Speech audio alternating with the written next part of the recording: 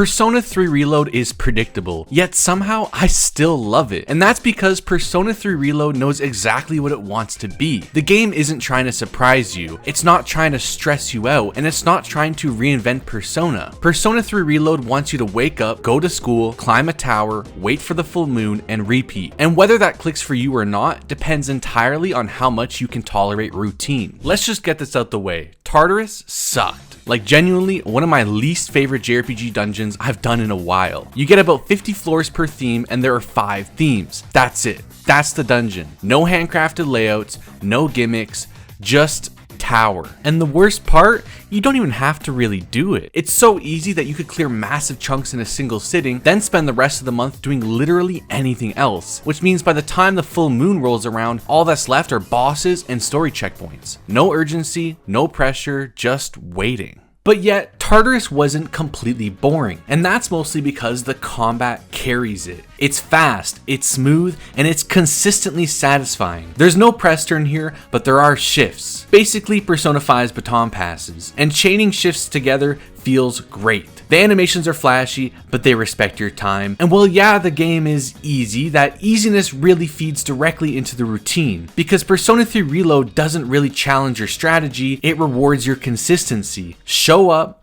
do your job, climb the tower. This is where Persona 3 Reload really separates itself from Persona 4 and 5. In Persona 4 and 5, the calendar creates urgency, deadlines, pressure, consequences. In Persona 3 Reload, the calendar creates routine. Days pass, seasons change, and life just keeps moving. Like Persona 5 Rail, the seasons matter here. The colors shift, the music changes, and the small details quietly stack up. And the soundtrack? On another level. Even on days where you literally do nothing, the music can convince you that everything matters. I genuinely don't think I played a game that matches Persona 3 Reload's vibe. It's not loud, it's not dramatic, it's just perfect. Now, we gotta talk about the characters, because while the main cast is amazing, and honestly one of Persona's strongest, the lack of main cast social links early on really sucks. All I want to do is get to know these characters more, yet I'm stuck waiting till after summer. It honestly feels like the first 15 hours are just a prologue.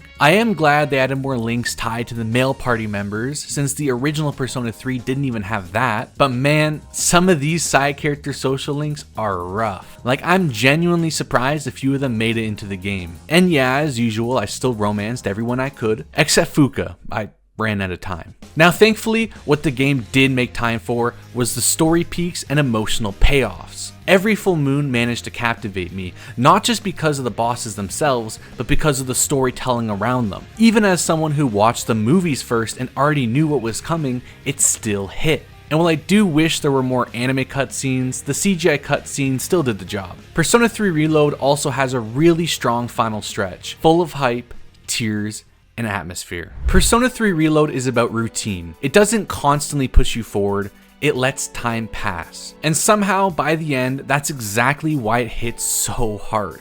Now joining the likes of Persona 4 Golden and Persona 5 Rail as an unmissable title in the series, I loved my time with it and would have to recommend it to anyone looking for a dialogue-heavy JRPG to play. Predictable, purposeful, and unforgettable.